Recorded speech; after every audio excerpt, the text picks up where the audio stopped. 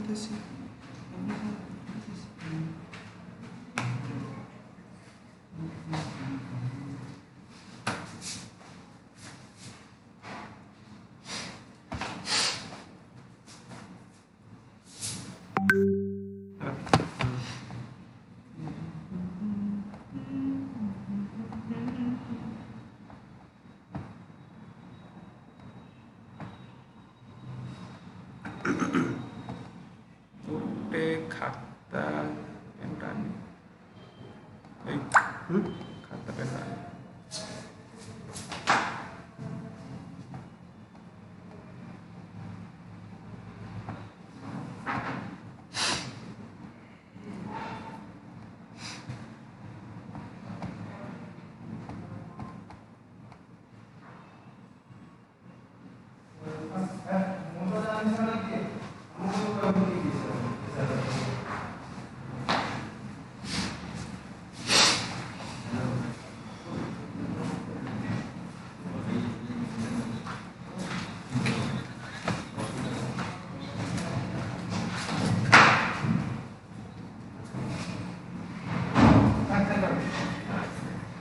अरे विश्व गई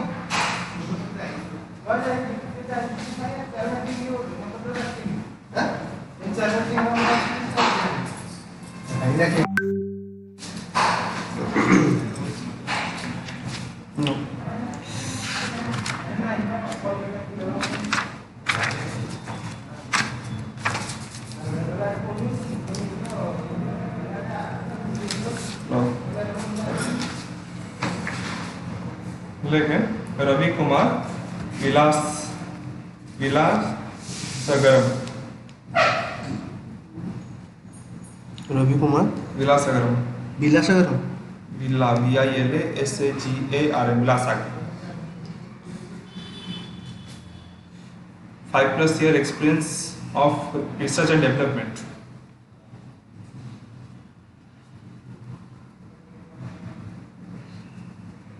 आरआउडी लिखना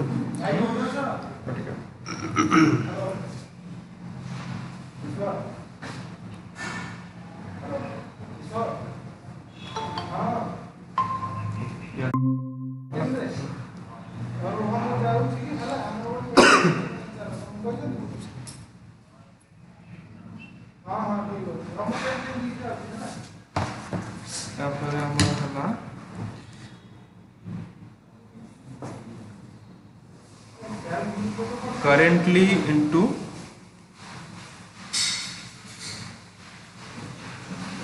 info chiefs as a company of Arrow. info chiefs as a company of Arrow. आरो ARR वो कौन है कोड़ा का मतलब सृष्टि वांट ना हाँ हाँ सृष्टिवान कैपिटल है कैपिटल है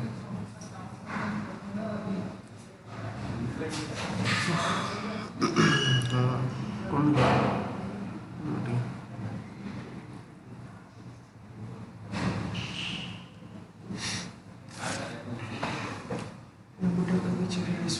ब्लू काइट खाया से चिनी पड़ा था ना वो देखे से ऊपर सुपर दे ते मिमोन है हाँ से करे ओ सागो था कुछ भी ମୁଁ ତ ଅଛି ଆଗରୁ ଇଏ ନଥିଲା କି କୁଆଡ଼େ ହେଲା ନଥିଲେ କମ୍ପ୍ୟୁଟର ଆରେ ଇଏ MBA ସେକେଣ୍ଡ ଇୟର ଜାଣିଛୁ ଜାଣିଛୁ କିରେ ଆଇପ୍ୟାଡ଼୍ ସପୋର୍ଟ କରୁନି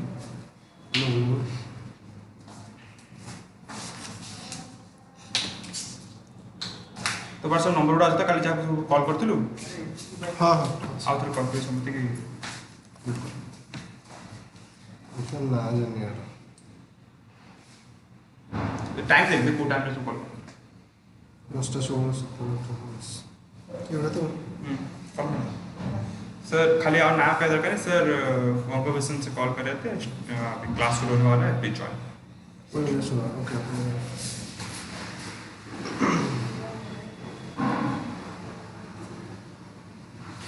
ब्लॉक सी थर्ड फ्लोर ये कार ब्लॉक सी बढ़िया आसे कर देले पे कर दो ता पासर कौन sam@123 सब से sam सब स्मॉल तो hello I'm Vikas from wonkovation technology actually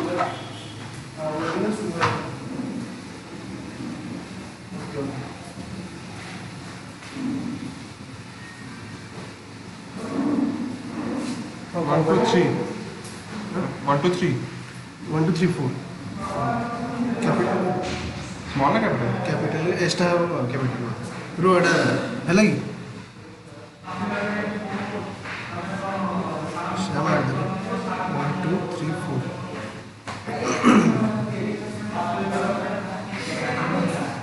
मुझे मत छोड़ो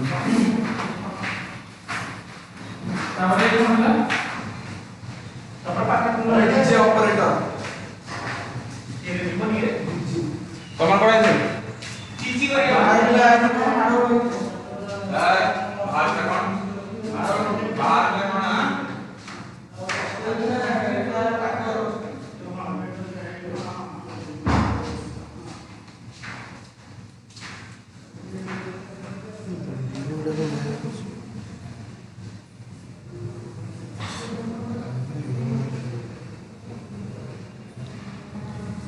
छाड़ा के एटा ऑन कर मुझे समझ को फोन कर कर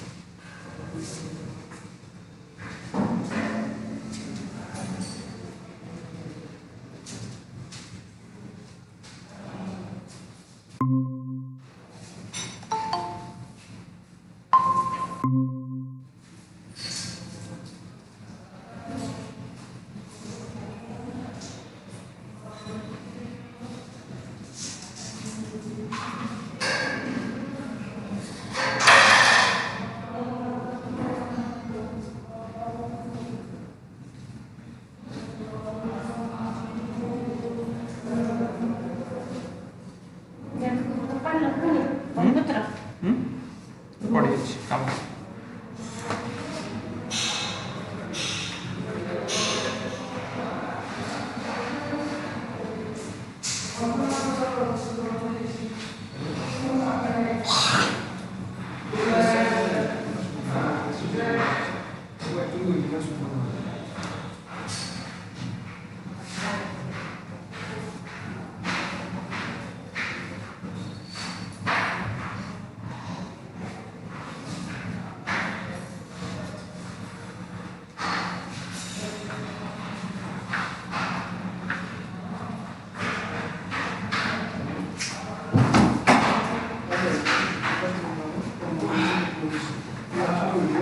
ठीक है ना कौन तू आकाश आकाश ताक दर्जी हां दर्जी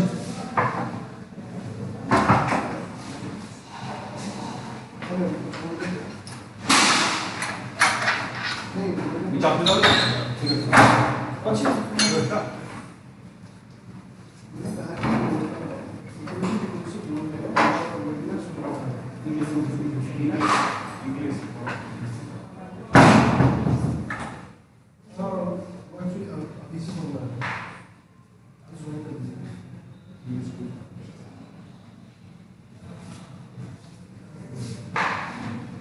ऑप्शन दी किसी को भी बारे में नहीं से तो मैं पीछे ऑप्शन दे सेम कौन बोल रहे ठीक है जी अच्छा नहीं काली का है तो हिंदी भी पढ़े हम जो बोल जी मैंने इंग्लिश में बोली से एक्चुअली पहले वो फोन ही उठे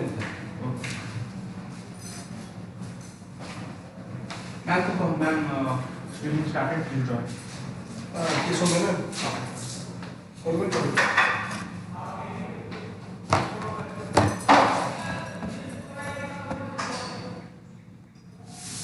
मैम जो जॉइन करना है हां मैम जो जॉइन करना है ना जॉइन करना है और मैं जब अब ग्रुप रे लिंक टाइप पठा दे भला करे ना नाथई देखिए पिला हमको साइन करे हां हां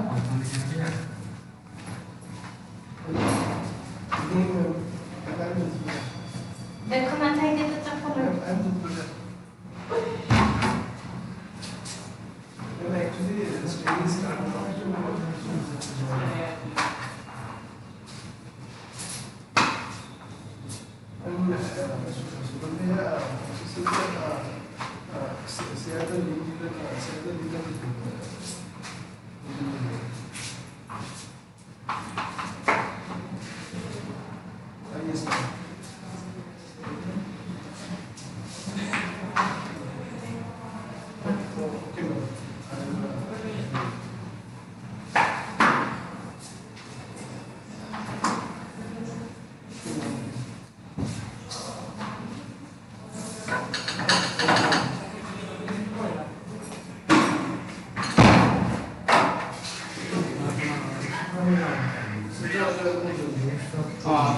गूगल यूट्यूब कैसा है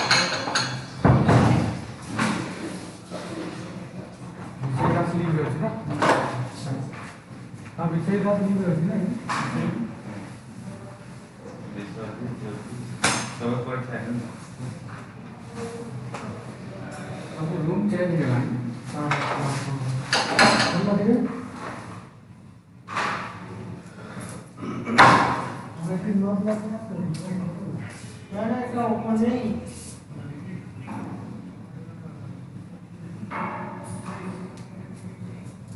तो सब लिंक छाड़ दीजिए लिंक छाड़ दीजिए लिंक सब छोड़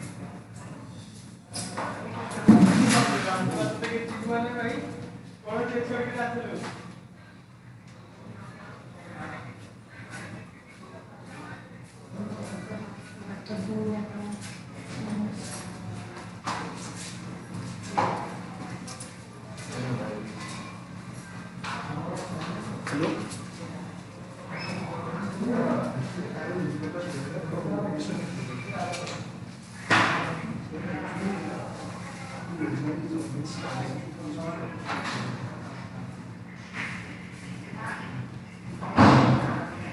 पवंती हला क्लास में वापस स्टार्ट किया क्लास में वापस स्टार्ट किया नथिंग क्लास को ही वेबिनार देते हैं नथिंग मैटर स्टार्ट कॉन्फिडेंट का मोहन डर रही काम कर सफर तर आप कौन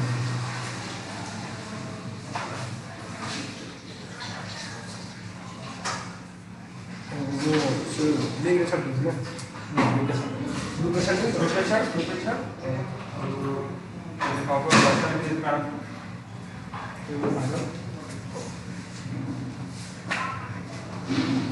किरे ना अंजन वन पर वो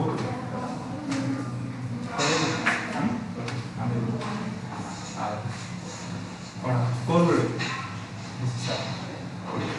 सर भाई सर रेफरेंस पढ़ा कौन क्लास चले ये हमरो ऑफिस काम तमर भी टाइम से काम करे क्लास पर काम करे पाठ पढ़े टाइम एक चाकरी कर दे चाकरी कर दे चाकरी केमती करली ऑफिस काम प्रोजेक्ट चाकरी करायचं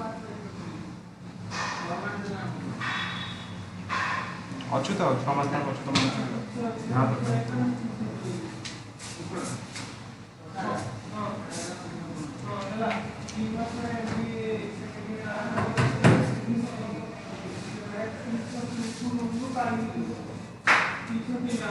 ये सत्र गोटी पिला हेलो हां हां ପିଲା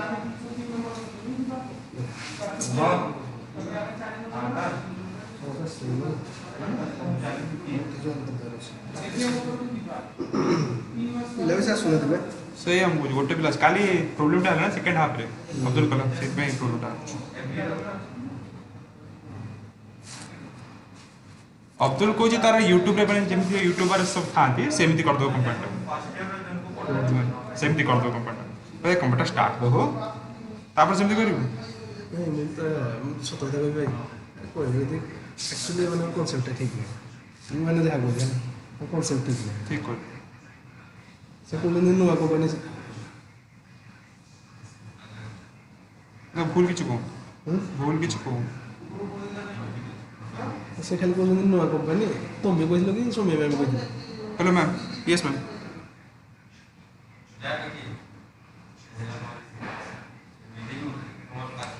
ଭଏସ୍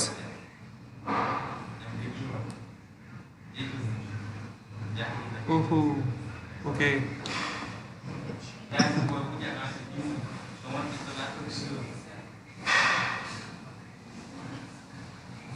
게임 기준에 꼭 게임 호스텔 리프레이팅 ओके ओके ओके 저기 성명 ବୋଲି କିଏ ଦେଇଛୁ only Srishti Gupta has joined means other hand one joined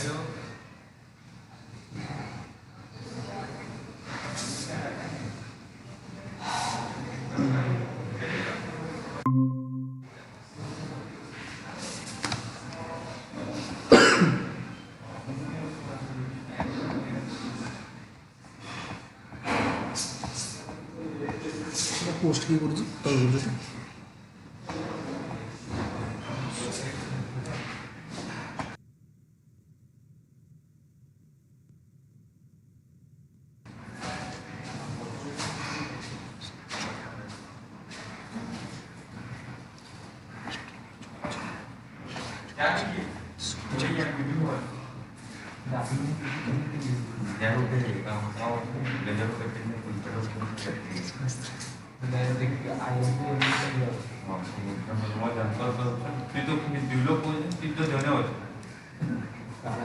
ଯା ଯା ପଲେଆ ବୁଝା ଆଉ ସୌମ୍ୟ କିଏ ହୋ ଆମର MBA ର ପିଲା କେ ଅଛି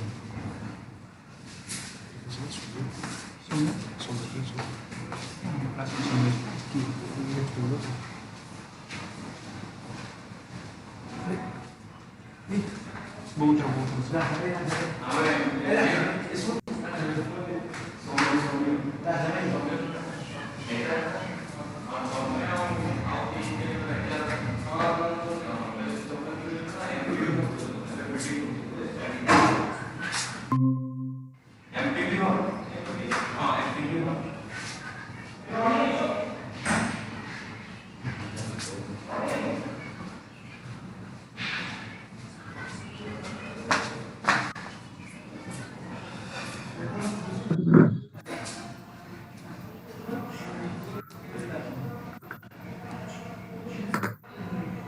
Good morning, people.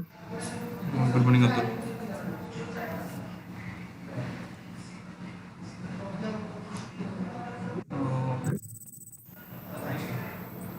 The webinar is live on YouTube, I'm going to begin the session. And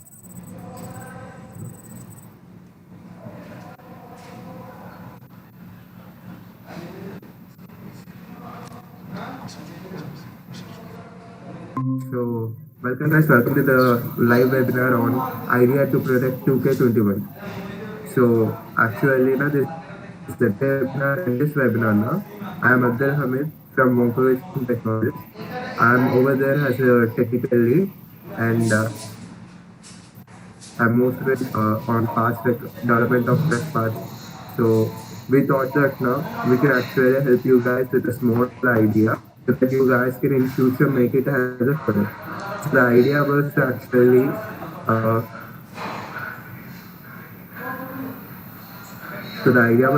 give you a small idea on making a product model. So we thought that we can actually take a recent trending idea. So in India after pandemic now, so people taking on robot vacuum cleaners. So we thought that no, this idea could actually help people a lot because right now even startups people and even students who are making projects now are thinking to make such kind of a small robot vacuum cleaner.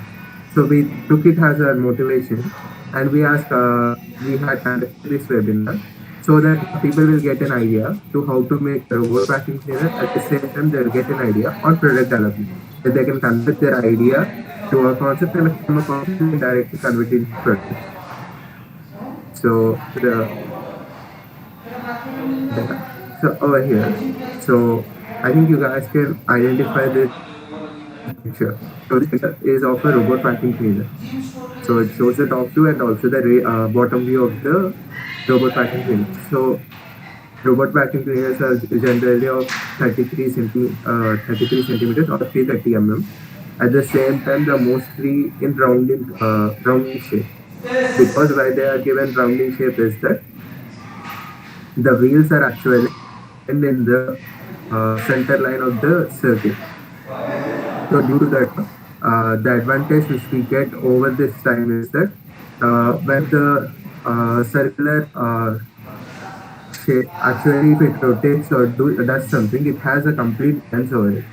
But if you go for a different shape, like a triangle, something, you can't align them carefully. That's the reason, taking that point, the robot vacuum cleaners are generally made into round shape. And also the advantage is that actually robot vacuum cleaners are fixed the bumper. And this bumper, in the actually if we actually go back to the dates of around 12 years back, because robot vacuum cleaners are actually 12 years old. This is the latest technology, so they are actually very, very old. The point is that at that time, the robot vacuum cleaners are actually a remote control type and also they use external controls. Some used to work like a semi-automatic, while some used to work as an automatic. Even though when they work as an automatic, the point was that like today's robot vacuum cleaners, that time robot vacuum cleaners couldn't detect the wall. So for the detection of the wall, they created a bumper, and the bumper was actually in the arc shape, right? Because it's a circle, and the bumper actually takes the first half of the circle. So it's an arc over here. And whenever it hits the corner, there are two sensors like the IS, two detection sensors, and these two detection sensors are like whenever they get a contact, like if there are two contacts which can be connected in the bumper at a go, then it becomes like it has sensed the wall and it has it. But if it detects only one contact of the sensor, it doesn't have other corner of the sensor. That it means that it's the wall. So that it actually navigates through that. And also even it uses its proximity. But recent technologies now have evolved. So it is actually the back panel only. So it's a Roomba controller. So you can see that, right? Actually, in the recent technologies, right, you can clearly see that there are battery platforms. The pen wheel is called as a castle. Also, for this castle wheel, there is a specific application. The specific application is that it actually castle wheels are in two colors. One is the black color and the second is the white color. Actually, why they make it as a black and white is that whenever the robot vacuum cleaner runs, the caster wheel also, because it's a free wheel, it starts spinning itself. When it starts spinning itself, but if in such cases, what happens is that it may climb a boundary of like a small boundary, or it may stop, some people may stop it, or some people may pick it up.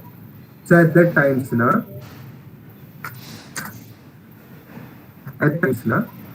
point is that if some people have picked it up, the wheel will be rotating. The robot vacuum cleaner thinks that it's being driven.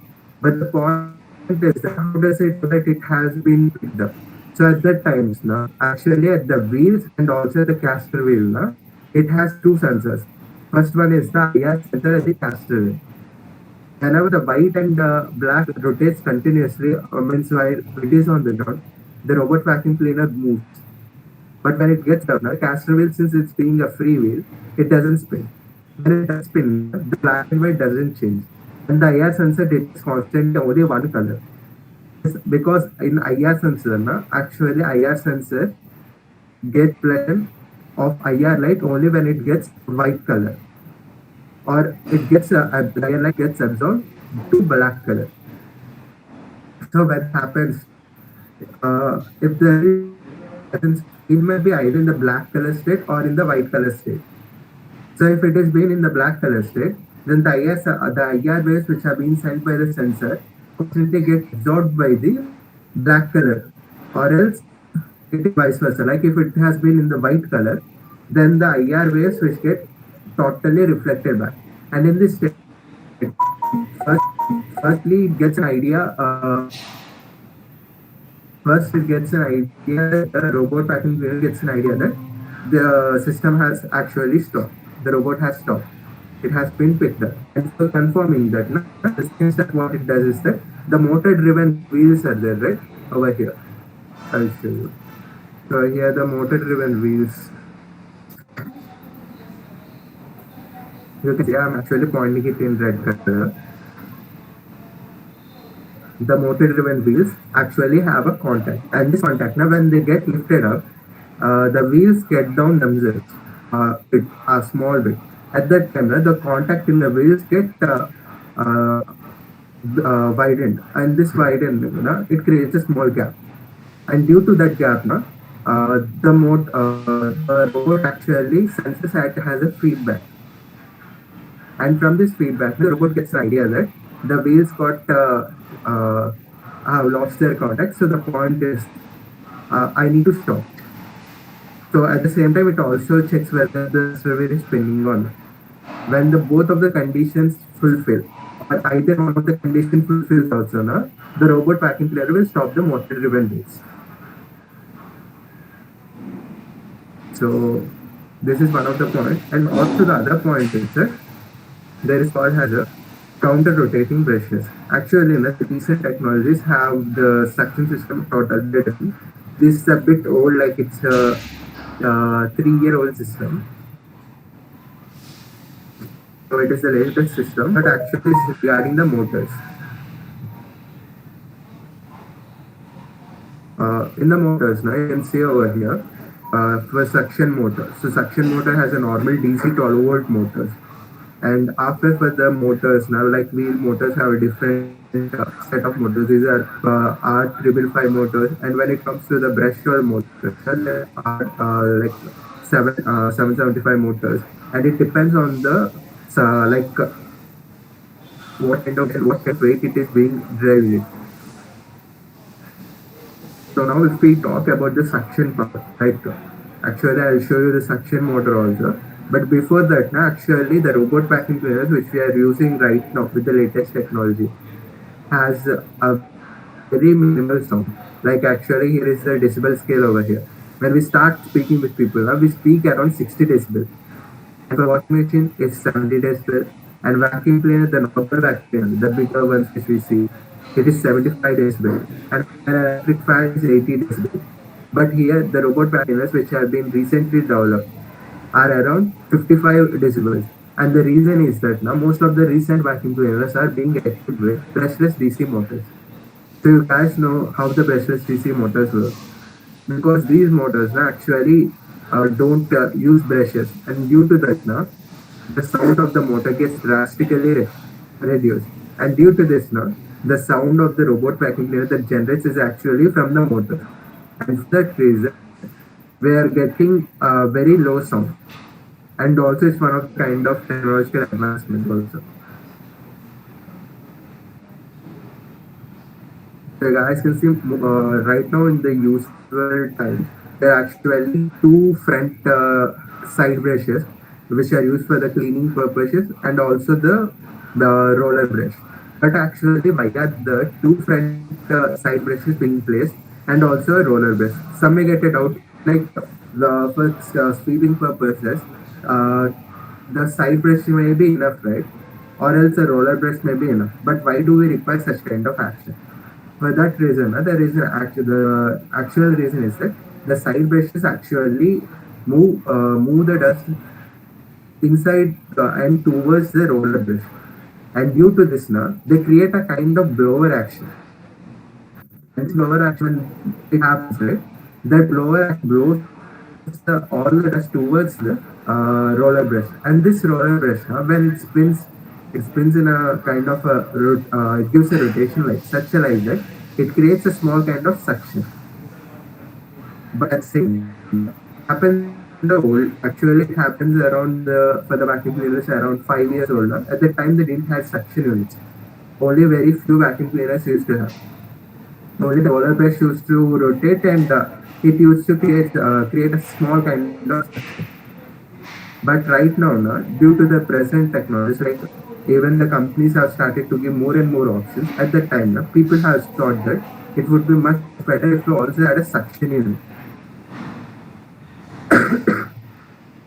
So suction unit actually creates a gradual suction, like not a total gradual, but a suction that's enough to pull out the dust directly. It helps the a small section that has been generated from both the roller brush, and also it takes advantage like from the suction unit, it creates a small kind of negative pressure, which is the vacuum on the top of the roller brush.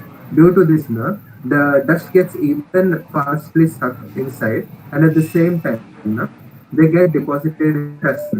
So this is a photo of a roller brush. You can see it is actually given a helix pattern. It creates a sweeping action. So if you see it over here, this curve actually helps in helix pattern sweeping action. So you can see actually around it. Due to this curve, this is the one curve which actually helps in collecting the dust, and also due to this design, helix pattern, and also the rubber blades over here. Actually, you can see the bristles and the rubber blades combination. Actually, people may get it out. Actually, the bristles itself can create vacuum. But in the olden days, like the previous generation of robot vacuum cleaners used to have two different roller brushes, and these two different roller brushes are actually one is the bristle brush, second one is rubber brush, and actually I'm going to show it. Yeah, in this photo you can see there is actually a bristle brush and also a roller brush. At that time, these kind of vacuum cleaners sometimes may have, like some of them used to have or else some of them doesn't have a suction unit. The reason is because when two of the counteracting rollers actually rotate, they create a kind of suction, a small suction that actually helps in collecting the dust. And also over here, this roller brush, like the rubber roller brush, actually helps to create suction, while the bristle brush, it acts for the roller brush to create a small suction. At the same time, it collects the hair. Why? Because most of the time in the urban areas, like some of the people may grow dogs, or some people will be having hair fall problems mostly, and that hair actually gets deposited on the ground. And for the olden days, the robot vacuum cleaners, only with the rubber brushes, they couldn't collect the hair. Actually, they could collect the dust particles, but they couldn't collect the hair that is deposited on the ground. So at that time, the people thought that if we have given a kind of brush-like structure, it may actually help the roller brush to totally collect the hair also with the dust. So they thought, and it has there were a lot of generations, like from double rubber roller brushes to, they went from one roller brush to one bristle brush. Later they have combined both of them in one form, like this. Here in this kind of roller brush, there are completely two actions. Like one, the bristle helps in collecting the hair particles, and at the same time it also enhances the sweeping action and dust collecting action. And at the same time, the rubber roller brush actually help, and also this rubber roller brush actually help to create suction, also small kind of suction, and also it helps in collecting the dust also. So you can see how the rubber roller brushes are actually placed at the bottom of the robot vacuum cleaners, and how they are actually. So actually, on the top of the rubber roller brush, there is a small dustbin like this. And in this dustbin, you can see a slot.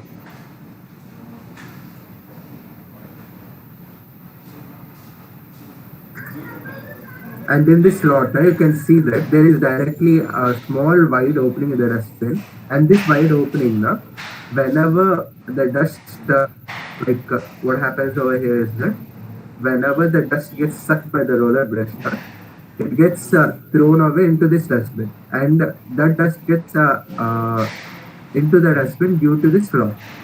And for this, there is direct action because actually I copied this image so that you people can see. Yeah. In this image, actually, you see that, I think so. I will zoom in.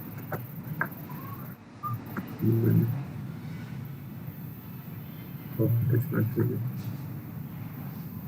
Yeah, I will show you. So in this image, actually it is showing the internal parts of the robot vacuum cleaner. Actually, in this image, you can see that the robot vacuum cleaner, there is a brush over here, like the roller brush. At the same time, this is the dustbin open. And actually, when the roller brush actually spins over here, the suction motor is placed in such a way that it is directly on the top of the roller brush, creating an amount of suction towards the dustbin. When that happens, the dust which gets over here, whenever the dust comes from the roller brush, due to the additional suction, they get the dust that transfers itself into the dustbin. And in this manner, we can actually collect all the dust and it will be placed in the dustbin. And on the top of the dustbin, you can see the white color structure over here. And this white color part is actually the HEPA filter. Why is the HEPA filter actually used in the dustbin is that I'm going to show you. So over here, again.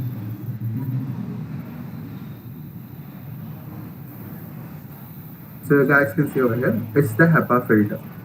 Why the HEPA filter is actually used over here is the HEPA filters. These are the standard air filters, and these filters help the robot vacuum cleaner to actually pass out the excess air out from the dustbin. Because whenever the suction happens, and due to that roller actions, there is a kind of air that gets transferred and trapped into the dust. And at times, the air should be carefully coming out of the dustbin.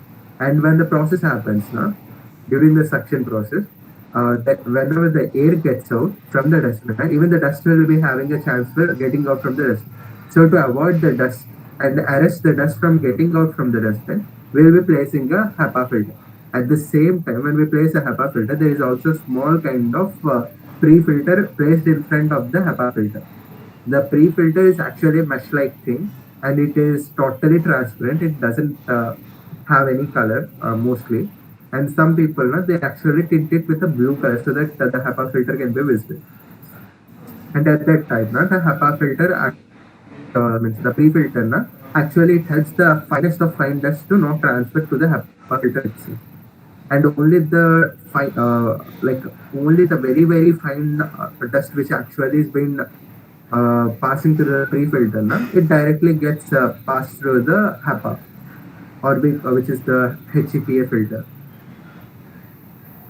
So in this manner, the dustbin gets a chance to collect all the dust deposited in it. So actually, these are the additional accessories, not the additional accessories, but right now, in the present after COVID pandemic, most of the robot vacuum cleaner companies actually started to add mop facility to the robot vacuum cleaner also. So they also call it as 2-in-1. And some people also added new features like what we say the UV sanitizing. They directly put the UV strips and they did a kind of a new innovation like without spraying any sanitizer. The UV light itself will start killing the virus. Yeah, guys, but it's really a kind of a best innovation because people doesn't require to use a lot of sanitizer, right? Even sanitizer has its effect on health also if you use more.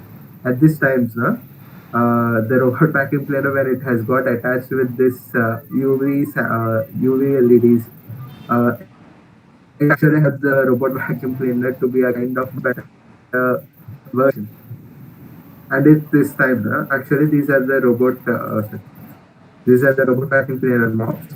And these are the side brushes actually you guys have already seen in the first picture. So guys, over this now, this is the unit actually called as the suction unit. Or suction unit, which is directly placed in the robot vacuum unit. This suction unit actually collects, creates a kind of a suction on the top of the roller brush. And in between the, what we call dustbin. When it happens, na, only at that time na, the dust gets transferred into the dustbin. So there actually are small project models that are made by the people. Like you can see there are dust collecting crystal fans which have been creating a sweeping action. This was the thing while I was surfing in the internet, while I was doing some research, I found out them. So actually, these are some projects which will be giving you an idea on how to make a small prototype like prototype like thing. You guys can get an idea. So guys, actually, yesterday I stopped the 3D modeling session. But actually, I'm going to go with the 3D modeling of the robot panel, and at the same time, in the afternoon session, I'll be showing you the prototype of the model also. But for now, I will be going with the 3D modeling. Why? Because this session actually goes from 3D modeling to prototype.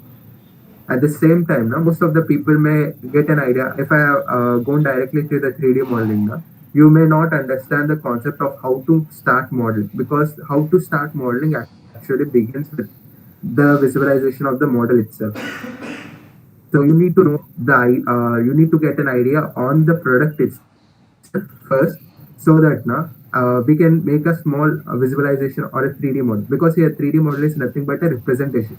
But if you want to give a representation over there, then you need to know that which part is placed over which place.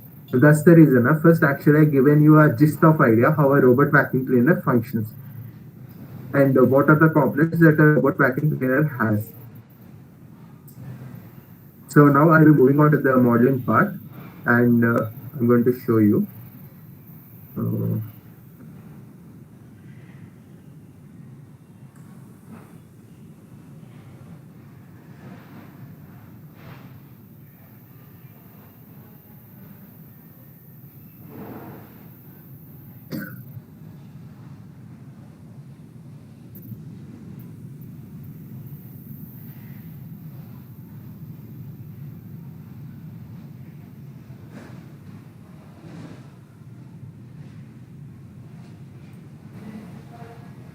So guys, just a minute. I'll be refreshing the page to add a screen share.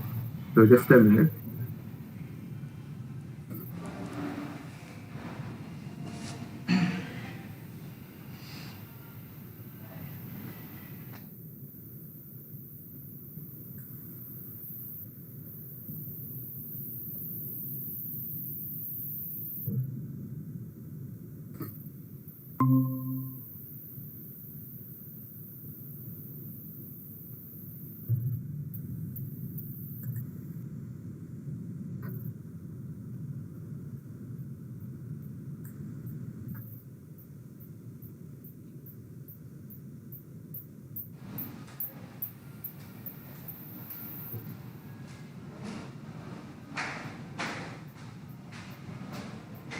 So guys, right now the Autodesk Inventor is actually loading. Why we are actually specifically modeling with Autodesk Inventor is that the Inventor Professional Software 2022 is directly and freely available for the all the students and academics. You can directly go and register on the internet in the Autodesk website, and you can directly download the software. And the software download actually takes around 8 GB professional software. And once it gets downloaded, you can actually use it for 1 year. So this is also a freely available software that is a licensed version. It has all the functions like for modeling for the basic modeling, like for the beginners it's a kind of a software that is a God's gift, you can say that. Because you can learn modeling in such a manner, you won't believe it. These are the models which I used to do previously. These are the some models. So guys, actually I'll show you one model.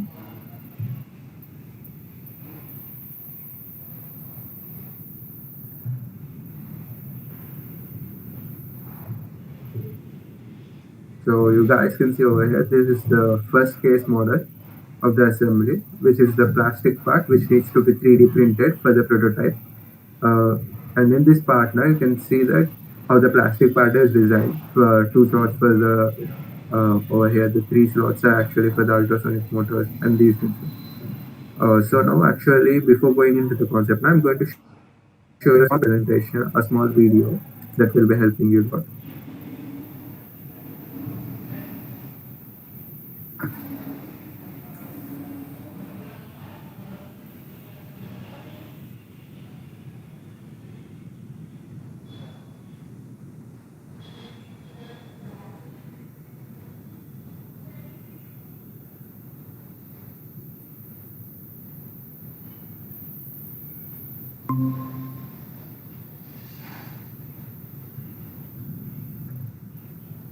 So guys, actually this is the presentation or the 3D model of the robot vacuum cleaner that wonkovation technology has made.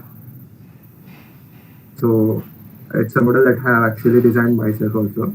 So since I'm the 3D modeler and also a technical lead at wonkovation technology, this is actually a 3D representation model of a robot vacuum cleaner. That's a basic one where people can actually make their own project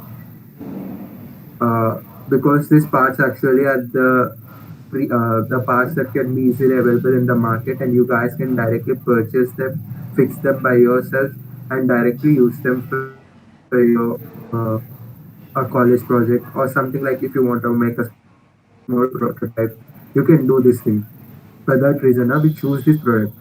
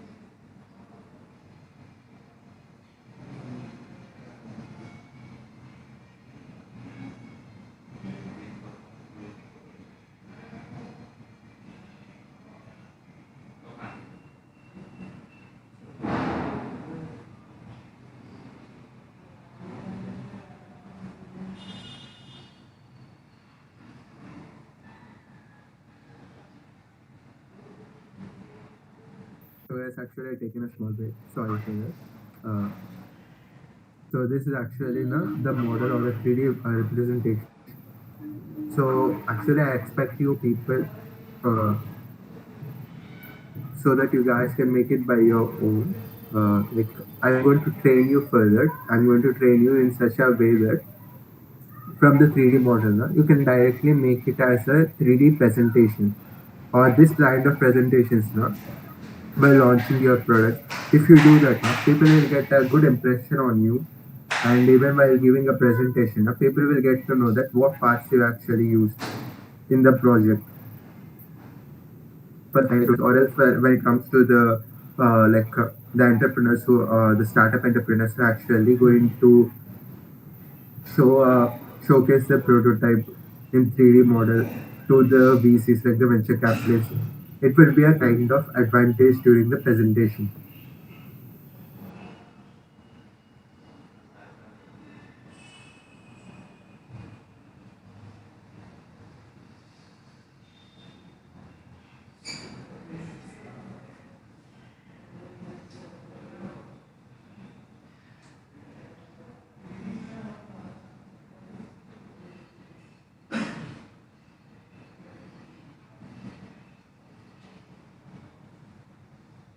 So now I'm going to show you a basic 3D modeling part, and after that now I will show you how to make the assembly arrangements, and also now finally I will show you a small 3D presentation, how to make a small 3D presentation of the part also. So let's start. So we're going there. I'm going to stop this presentation.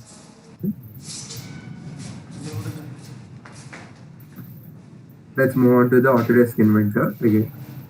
This is the software which we actually require.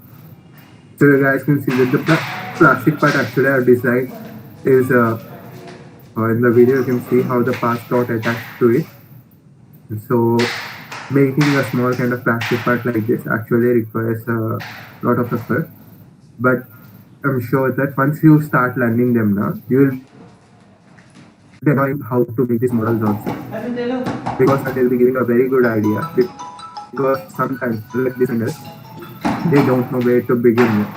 But once you know all the part dimensions, the thumb rule is that once you get to know all the dimensions, you can actually place them first accordingly, and then you start modeling them. You will get an idea on the model.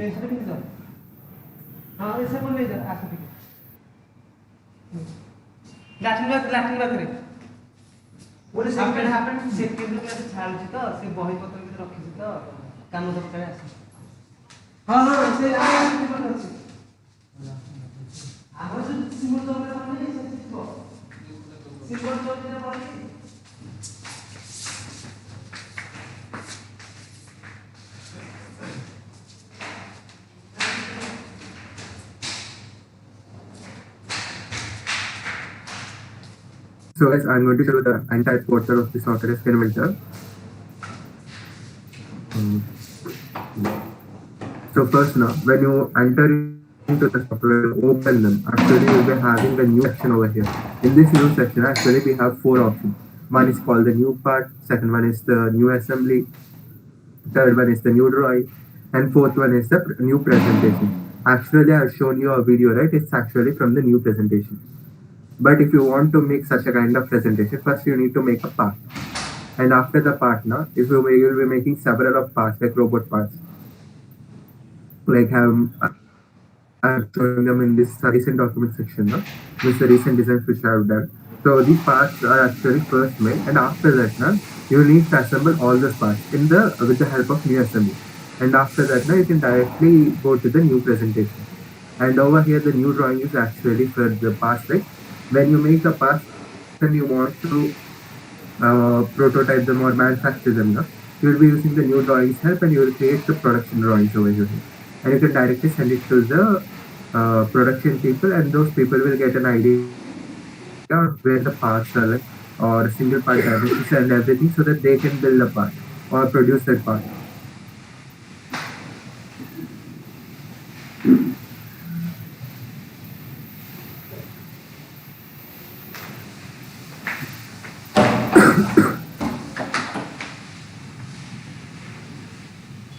So now actually I'll take a new part, and in this new part now you can see the ribbons of the upper ribbon over here. You can see there is file, 3D model, sketch, channels, inspect, tools, manage, view, environments, get started, and collaborate.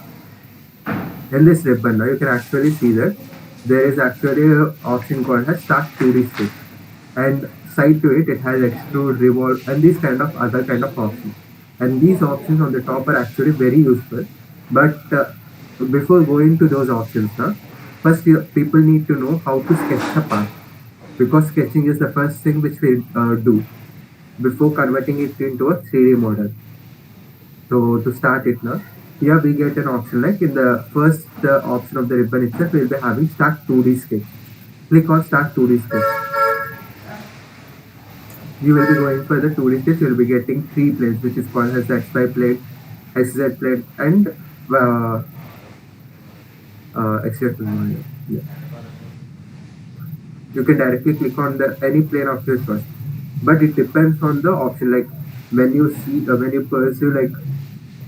you see the object from the top view, if you imagine the object from the top view now, then you need to take the XZ plane.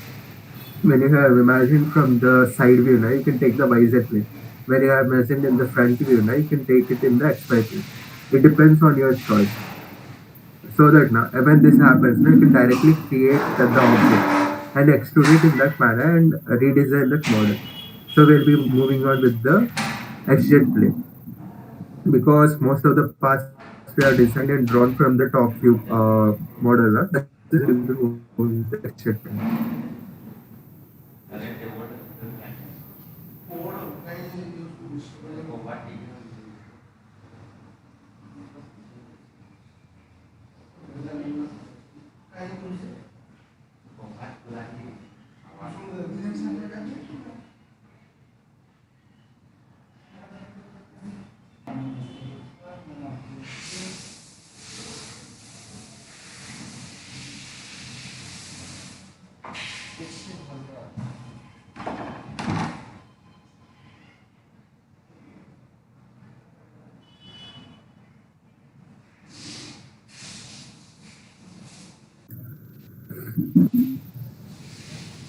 So over here, when we start 2D sketch, now you guys can see the options like line, circle, arc, rectangle, and few other options over here.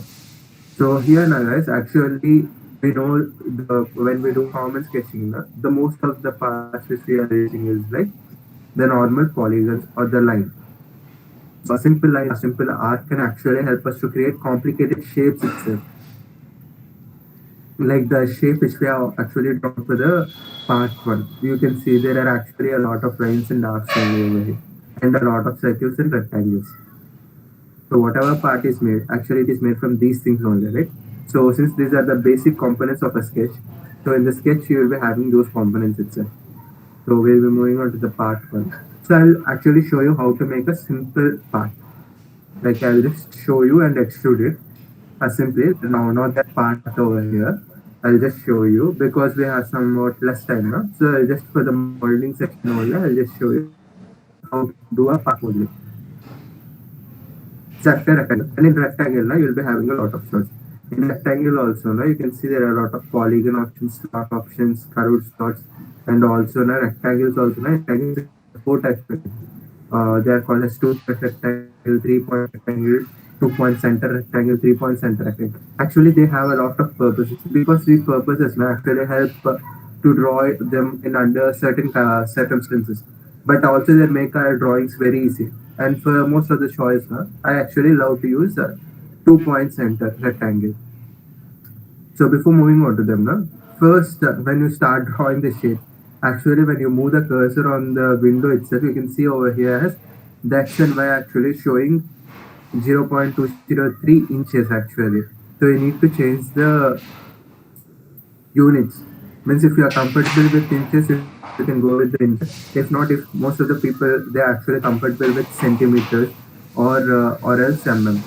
So most of the designers actually prefer millimeters, or sometimes some of the people actually prefer centimeters. And I am the guy who actually prefers centimeters because most of the time I actually use a 15 centimeter scale for my products.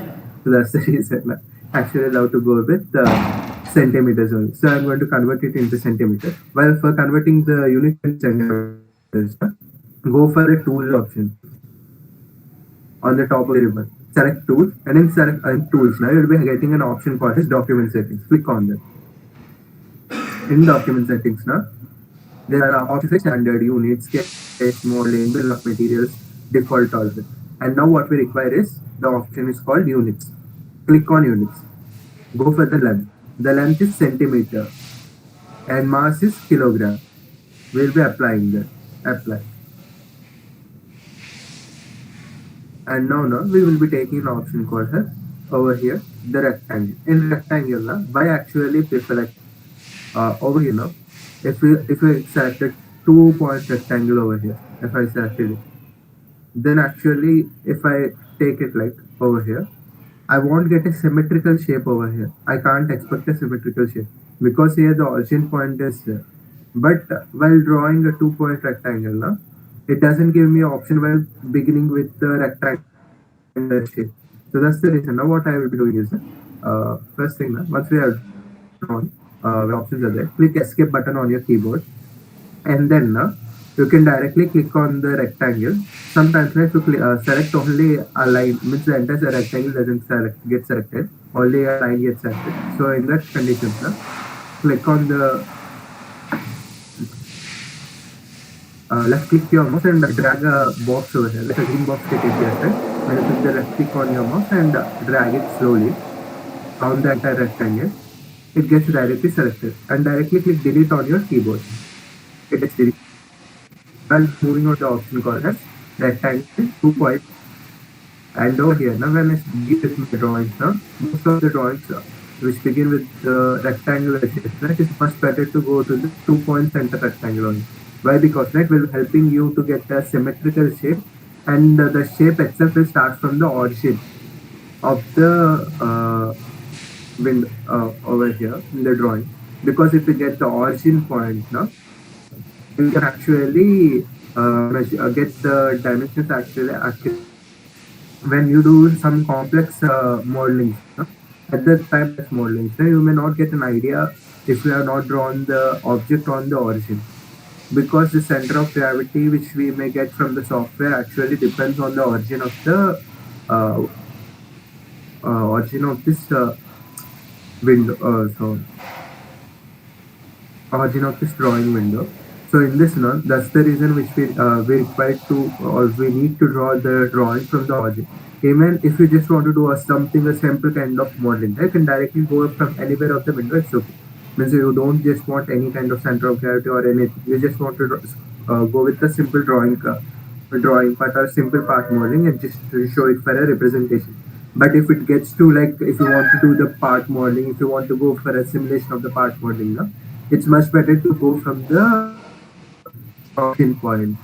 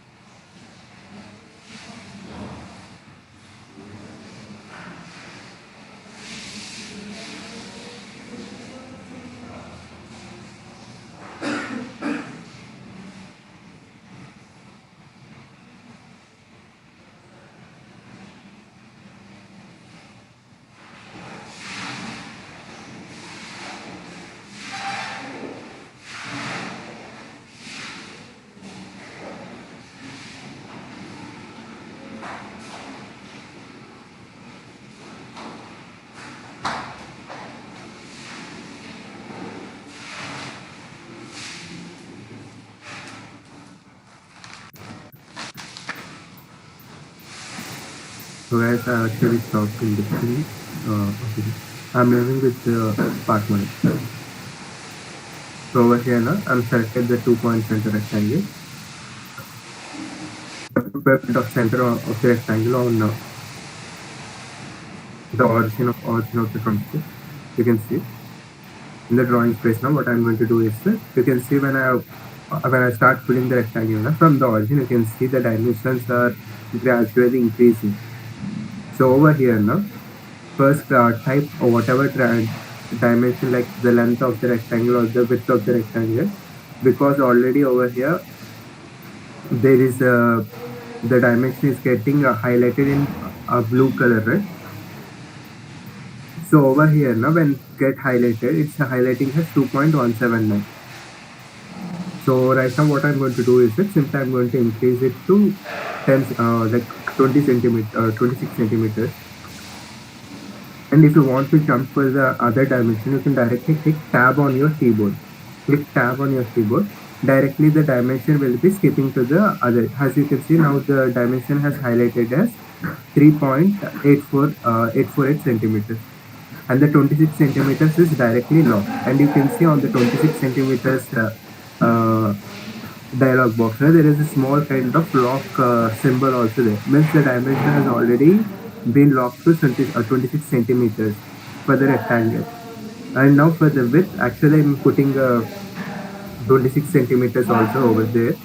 So for doing that, actually I need to just click on the tab option so that it skips from the length to width. So I already have the tab option. So that's the reason I can directly type 26. And also, I'm not even typing centimeters because actually I converted the units as centimeters, right? So that's the reason it has been saved as 26 centimeters.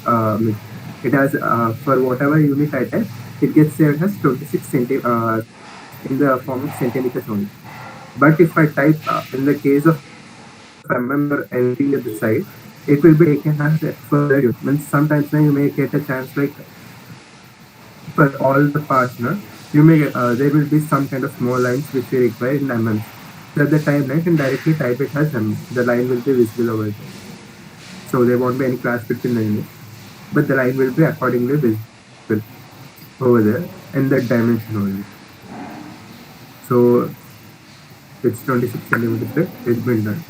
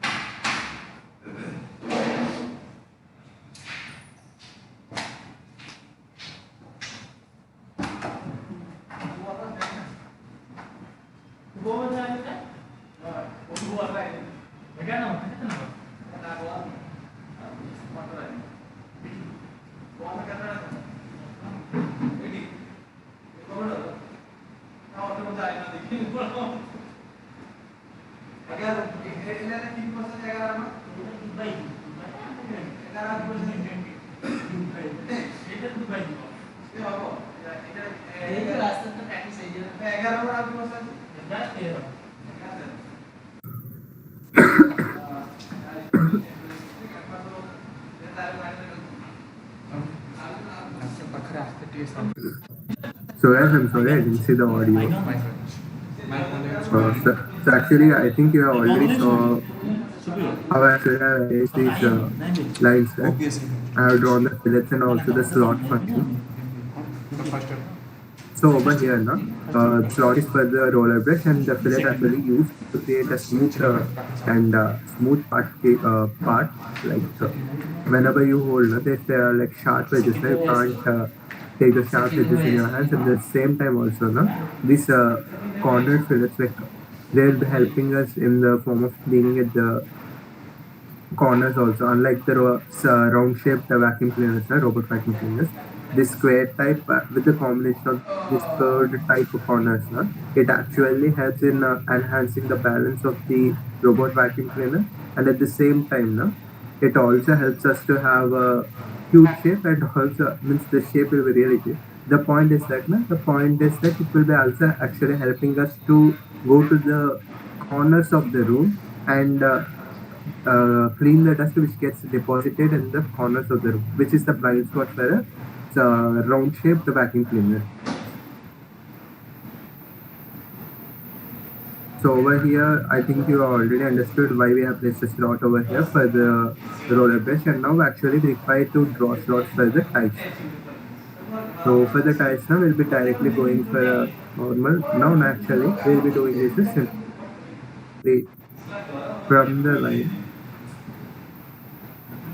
We'll be taking the line option and we'll be drawing over here. Since the wheel diameter is around 6 centimeters, we actually need to give a radius of around 3.5 centimeters. So that now if you give a 0.5 over here as a allowance, it actually helps, because sometimes we may get a chance to change a tire or do something. When you put your fingers and if you want to pull them, if there is a small gap at the edges of the tire, it will be easy for removing and replacing them. So while doing that during the case itself, we need to be careful how we are going to assemble the parts. We need to keep that in mind, because at that time only a product can actually be accepted by the people if it has easy replacement only. Yeah, I mean the easy repair work of the parts, like easy reassembly. So for doing easy reassembly, you need to be careful with the dimensions over here. And those dimensions, let's say the wheel diameter is only 6 centimeters, I will just give you 6 centimeters, or if you do that, the point is that while attaching and removing them, it becomes a burden for the person, for the repair person, or for the people who want to troubleshoot the problem. So at that times, we actually need to consider those cases also, and for those cases, we need to give allowances in the dimension. And these allowances are like for the radius. Actually, I've added a 0.5, so I'm actually giving it as 3.5 mm. Okay, I'm actually drawing a line rather than cutting the dimension. So again, small.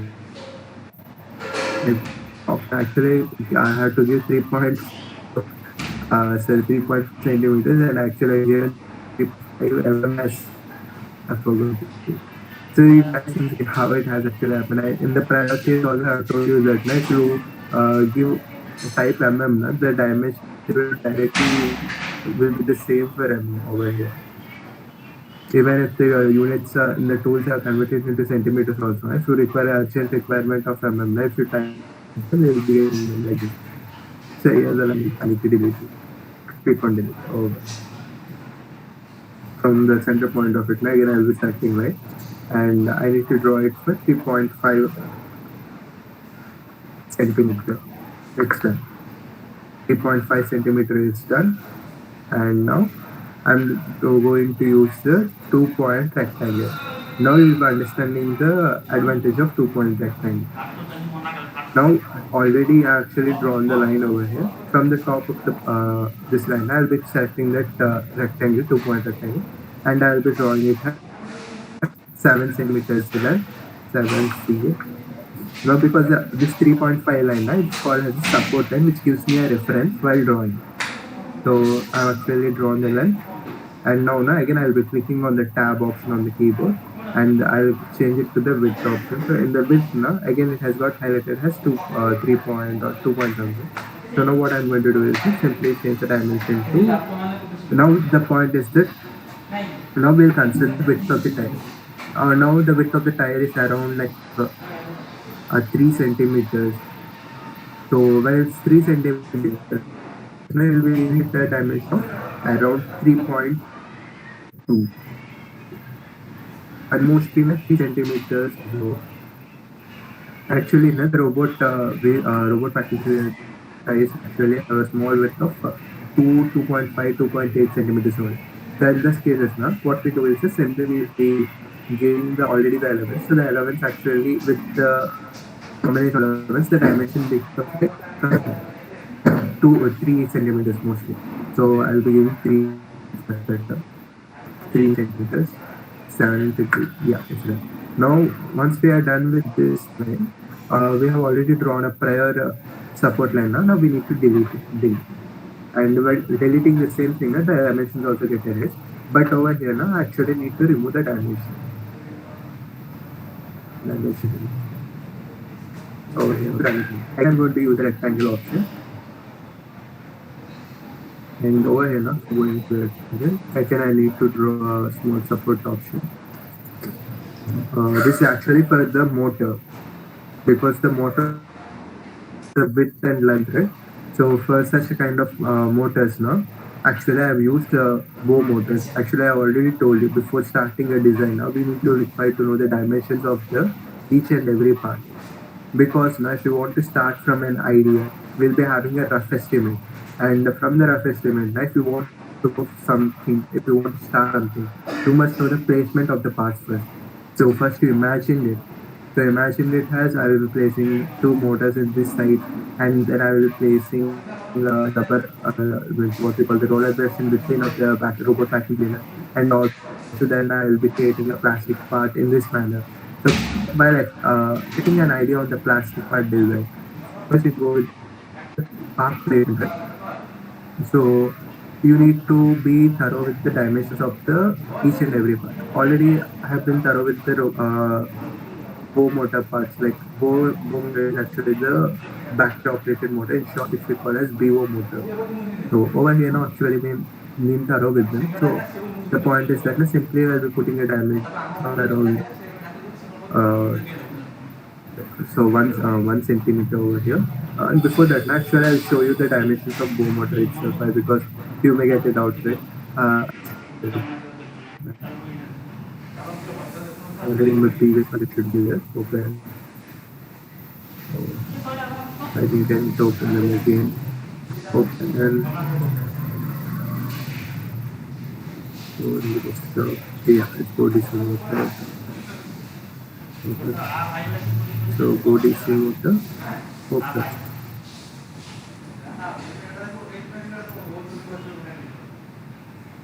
So guys, actually, this Mo motor is actually been downloaded from the internet, because these are the standard parts, right? The standard dimensions. So with internet now, you will be having some of the 3D modeling sites. In that now, by 3D modeling now, you don't require to model every each and part of the robot, because it becomes very difficult to model each and every part of the robot. So that's the reason that there will be standard parts already available in the internet in the form of 3D models itself. You can directly download those files. Actually, I downloaded this file from the internet itself. But you guys may ask me whether if this is a standard part also, now we don't know the dimensions of this parts, right? So how we are going to fix with our part which we are designing, or in the 3D model also, if dimension is based what we are going to do or something, you will get it out. But actually now once this part is designed itself, these are from standard dimensions, right? So that's the reason to measure these standard dimensions. Once if you place the cursor on part over here, like it turns into green color. And at the same time, now this is the tree, modeling tree, or the assembly tree over here. In this assembly tree, now you can see whatever at whichever name I'm placing my cursor, the parts get highlighted in green color. So if a driving motor, the motor is being highlighted. For fasteners, the white color bands are highlighted. For the motor casing, it's highlighted. And in the motor casing only, there are two mounting holes. That's the reason now what I'm going to do is that for the motor casing and click on measure. Now I'm going to select this circle over here. So the mounting hole of the circle has 3 mm diameter, and from circle to circle it's around 17.5 mm diameter. So these are the two most important points, like because we need to know the center to center length of these two circles, because these are the mounting holes for the robot kit. So you can directly screw these from these mounting holes to the robot case. So once we have got an idea on the measurement of these things, now we require the dimension of the motors, right? So the dimension from this end to this end, so it is 22.5 mm. So approximately if we add any kind of allowance now, 22.5 mm means it is 2.25 centimeters. It is 2.25 centimeters. Then if we add allowance, it is more, the most mostly like will be given allowance around 2.5 centimeters, because it will be easy for picking and putting them. If it is totally in a tight section, it would be somewhat difficult for pulling and putting them in the same place, right? That's the reason we'll be giving us more kind of allowance. Already know. Now we have got the length, but now we require is the width of it, right? So the width is actually over here. It is as 18.94 mm, means it is 1.8. So we'll be giving the allowance, and so actually from the top to now, you don't need to give an allowance over here. You can directly put it as 18.9. Offset. I mean 1.89. This is 1.9 centimeters. So we are done with the dimension to find out the dimensions. Okay. So actually now we are going to use the magic of 2-point rectangles, because they are mostly helpful over this side. So now, okay. So in 2-point rectangle, already have a rectangle over here. So this rectangle is actually a slot for the plate. But now we require to draw a slot for the what we call our motor. For doing that, now we require to create a kind of rectangular slot again for the motor.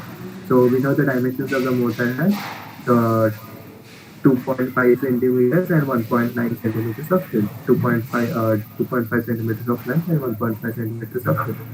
1.9. So 1.9 centimeters of width means it is around. You can give a width of around 1 centimeter itself, it's much better. Width is around 1 centimeter. It is the support line. So 1 centimeter line. I'll put a 1 centimeter of line. It's done. And now we'll be going for the option of rectangle, 2-point rectangle. Click on this point, this the end point of this, and drag the rectangle. You'll be getting the dimensions there. So we have the width as 1.9, right? Already I have given, because we are considering the symmetric shape now. Direct 1.9, actually given it has directly 2 centimeters are taken, and when you split 2 centimeters into symmetrical length, due to symmetry, both parts will be 1 centimeter and 1 centimeter. That's the reason actually given it has 2 centimeters. We're going to give the width as 2 centimeters to cm.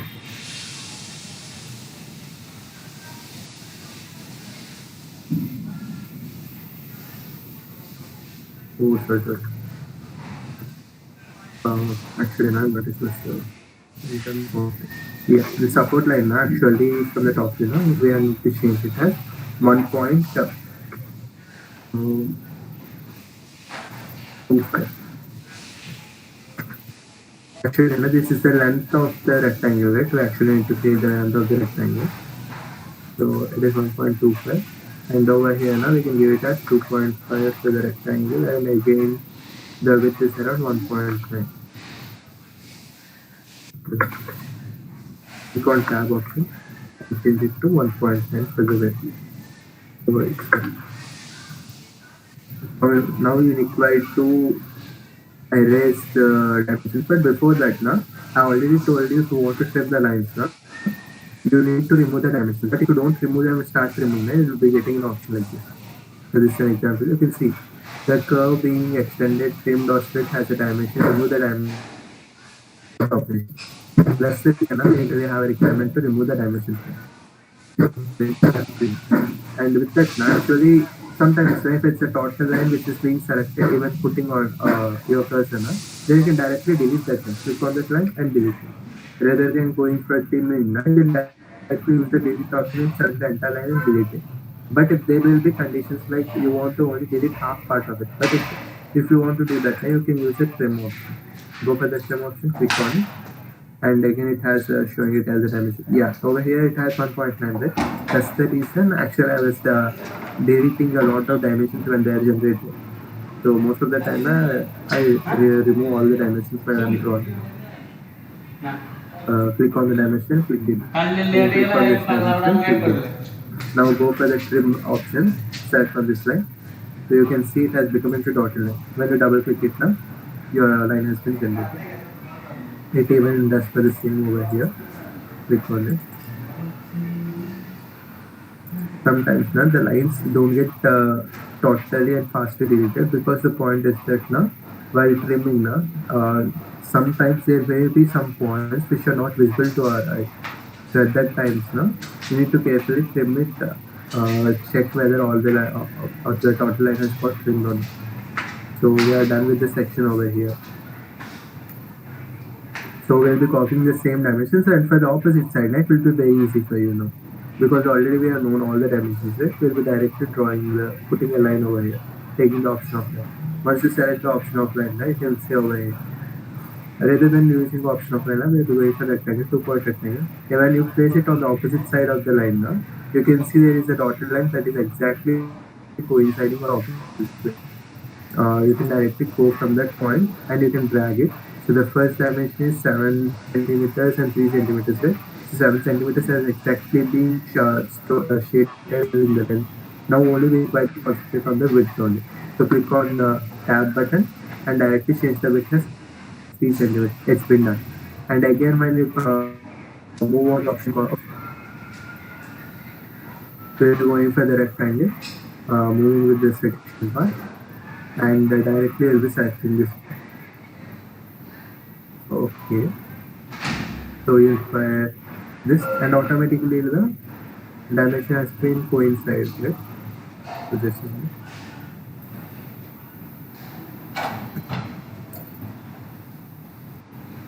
Since we know that we have taken the dimension of 3 centimeters, right?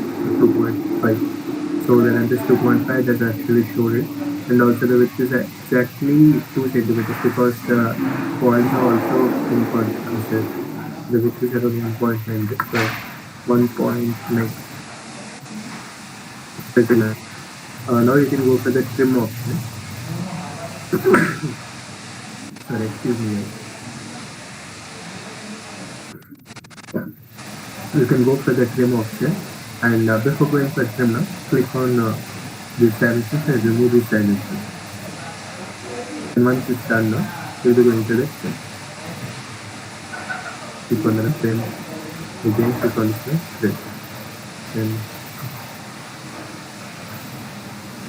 so the entire part has got trim. So you guys can see the sections have been generated. Now we'll be just modeling it simply and faster into a 3D base. So now, for doing that, in the option at the final of the ribbon, you will be seeing finish state. Click on finish state, and once you are done now, the shape will be generated.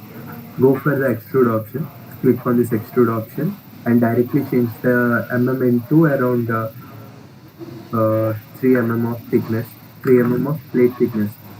because while doing plastic modeling, the plastic parts already plastic boxes with 1 mm of thickness also a very good strength, and even they have a very good properties. Like even if you throw from the top of around 1 meter of height, also they don't get easily break that fast. So, but considering the usually the heavy drops, because robot vacuum cleaners sometimes when they get off from the stairs and they may fall. Even if they have put the sensor also, no, there may be sometimes there may be a chance like people may kick accidentally them, and this robot vacuum cleaners can fall off. But if they have a sturdy base of minimum thickness, there is a chances of not getting damaged. Only the upper parts or the upper cases may get slightly damaged, because the upper cases will be giving a damage of around 2 mm of thickness. Over here, the plate is but if we have given it a 3 mm of thickness, also it helps us to sustain the load on nicely, and also it helps us to have a good shock absorption also. So that's the reason we are giving it as 3 mm. So we'll be clicking OK. The extrusion has happened. So this is the basic, and on that you can actually click on this sketch, and if you go for the last option, it will be showing us create sketch. You can click on that and again draw whatever you want on this surface, extrude them, and you can put on holes or do anything. So these are the options which you can do. So actually this is the part, and in this manner actually I have developed this part. So you can see entirely, right? So these parts have been drawn. You may get it out, actually I have created this extrusion of this like slots. These are the cuts which we have done, right? You may get it out for that. I'm going to just show a simple example on it. Already I have selected the sketch and I have told to create new sketch, right? So I will just selecting a 2-point rectangle, go on to this line, draw a rectangle over here, go for the dimensions because you're not check the dimensions, right? 2.5 star. Only I require the dimension of width. The width is around the plate thickness. Actually, I plan to use 2 mm of thickness. 2 mm of thickness is been done. So now I'll be directly going for finish sketch, or else sometimes while modeling you can directly skip to the 3D model option. Click on extrude. It will be directly showing 3 mm. Because 3 mm of extrusion we have already done the prior operation, so it will be again taken the same operation. But sometimes you can directly change whatever extrusion length you want. I want extrusion length of 2 centimeter.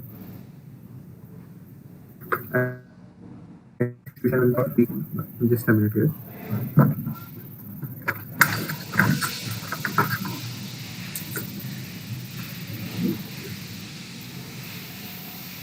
I'll be taking an extrusion length of 3.6 centimeters.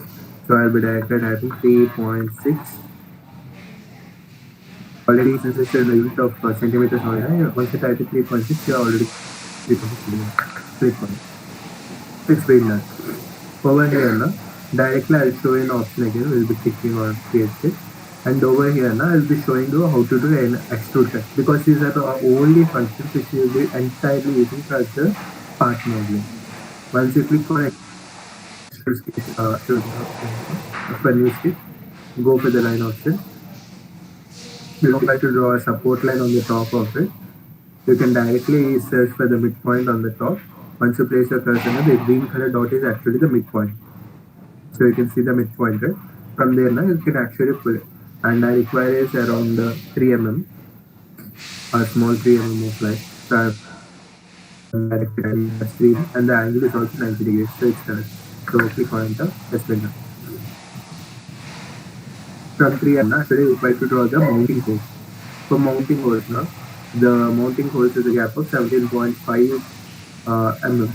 So it's around 1.75 centimeters. There will be 1.75 centimeters now. 75. So what we are going to do is just simply divide 17.5 into 2. 17.5 into 2 into 2 as I said. Divided by 2, right? Divided by 2 is around 8.75 mm. So it's around 0.875 centimeters. So you can directly type 8.75 mm, or you can directly type it as 0.875. So actually for participant actually I'm typing it as 8.75 mm. I'm telling you that. I've got, which is actually in the means the units are in the centimeters. And that's the reason it's showing as 0.875. Again in the same manner, what I'm going to do is that I'm going to give it as from the end point itself. I'm going to give another dimension as 1.75. 1.7. The parts are over. And now we'll be removing the dimension because there are a lot of filters and trimming options which we need to do. Rather than trimming now, we can directly delete the support line. Over here now, I'm clicking when I put my cursor now, the support line which I had drawn previously is the green color line, a short line over here, and this is the entire line which we required. So on the support line now, once I click it, and I delete it. And now again on the top side support line now, I'll be deleting it. Once it's done now, we'll be going for the circle, click on the circle, and the diameter of the hole was 3 mm, right? So that's the reason we'll be giving 0.38 centimeters, or you can type it as 3 mm also. It's enough. Once you are done it, click on enter. Again, it will be the same further. It will be 0.3 centimeters. It's done. Now once you are done, you can remove the support line also. All of them are done. So now we'll be moving into the direct 3D model option. Click on extrude. Select the circular area. Click on this circle also. Over here now. So don't get confused with the D23 or this thing. Actually now, whenever you're making the shape now, it records the shape's diameter in the form of a code. The diameter it will be taking a small d, and the shape over here 23 is nothing but the shape number in the drawing, or else in the previous drawing. So right now we'll be the dimension. So we'll be clicking on it and we'll be changing it to 2 mm. Once it's changed into 2 mm now, in the output section you can see there are 3 options over here. It is showing as boolean, cut, intersect, new solid, join, this thing. Actually you can use the option of cut, or else now, even if it is in the same option of this, you can directly use the option over here, like it's flipped, right? So use that cut. So you're using cut option. So you can see the cut has been performed.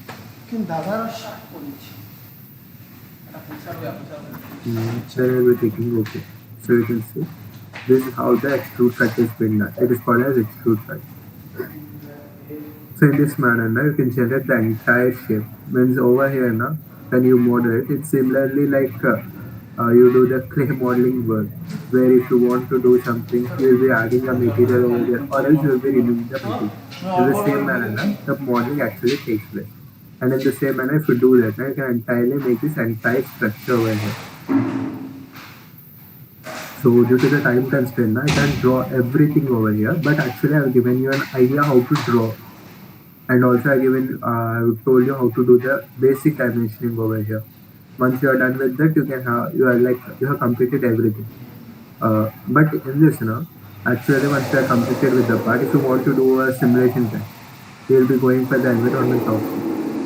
In the environment option, you will be having stress analysis simulation work, inventor studio, tolerance analysis, create mold design, DMI content, convert to sheet metal, 3D print. Because 3D print is the most important option over here. Why? Because the prototype which we have developed, or the part case which we have developed over here, is actually the case for the robot cutting engineer, and we require it for the 3D printing, right? Once we've generated this part case, then what you will be doing is that you will be clicking on 3D print option. You will be getting an option like this, and over here now, you will be going for the print option. Over here it will be directly showing you these options. We won't require to go it as over there. Okay, over here now, in the print option itself, it is called as STL file. So click on the STL file. It will be converting your 3D model or the .ipt file into a STL file. And this STL file is only accepted for 3D printing. And also when you take this STL file, you need to convert it into a sliced file, sliced STL file. It is been done with the 3D printing process. But if you want to directly give it to any people, like the companies which are like in the online which who are 3D printing them, you can directly send them this STL file. They'll be slicing it on their own and they'll be directly printing the 3D model. So in this manner, you can directly print the case. Or else if you have your own 3D printer also, you can do the same. You will be taking the STL, and for the 3D printing software, it will be having a separate software for slicing the STL file. It will start slicing and it will create a format for the 3D printer to print it. So we are done with the part modeling. Cancel. Okay. I am exiting 3D printer. So you can see how the part model is there. Now I'm just going to show you how to do an assembly. I'll just show you a simple part assembly. Already which I have done before. The modifications of part 1 RPT has not been saved. The files and content will be able to save. Sorry. Will be able to save this from that window. Do you want to save the file? No. I'm to go into remove this part. Yes, save changes to part 1. No, I don't require it. So now previous actually I've done the assembly step. So the solution robot vacuum cleaner assembly will be opening the robot vacuum cleaner assembly. And over here now actually you can see all the parts have been carefully assembled over here. So now what I'm going to do is simply I'm going to disassemble one of the parts. I'm just going to show you how to make a small kind of arrangement itself, that's it. So I'll be clicking on this part. That is really short. In the assembly we can see whatever part I click it gets highlighted. Means the visible parts. So you can see the ultrasonic sensor on this side and it's visible to us and at the same time it has got highlighted. So you can see whenever you change on it now, there is something that is getting highlighted. So now what I'm going to do is click on this part, click on this, and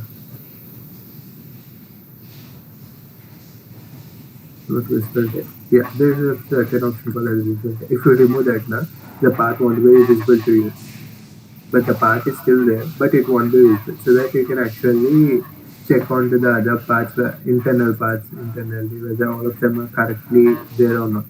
So over here actually I've drawn the parts already for the robot vacuum cleaner. This is the Arduino which you can generally get in the market. These are the HC SCO4 sensors which are the ultrasonic sensors which you can directly get in the market. This is the general DC motors which you can buy in the market. This is the bow operated motors you will be finding in the market. This is the suction, it's the only the point is that for roller brushing you require to create your own suction part, and this as well this is for the dustbin. For the dustbin you can make it on your own. In the prototyping session I'll show you how to make it. And this is the suction chamber, and this is the suction chamber which is placed over here. So this is entirely the thing. Over here we have been done with this, and from the bottom view now I'll show you. In the bottom view we have already a small part which we have designed over here. This is the Bristol fan which you saw already, the side brush, and this is the roller brush, and this is the caster wheel. You will be finding these in the market directly. As per the roller brushes and the side brushes, you can directly purchase from the online or in Flipkart or Amazon. You'll be finding them for around cheaper prices. So you can directly collect all these parts and you can make them on your own, a small robot vacuum cleaner. So now I'm going to again close the part. This will be off.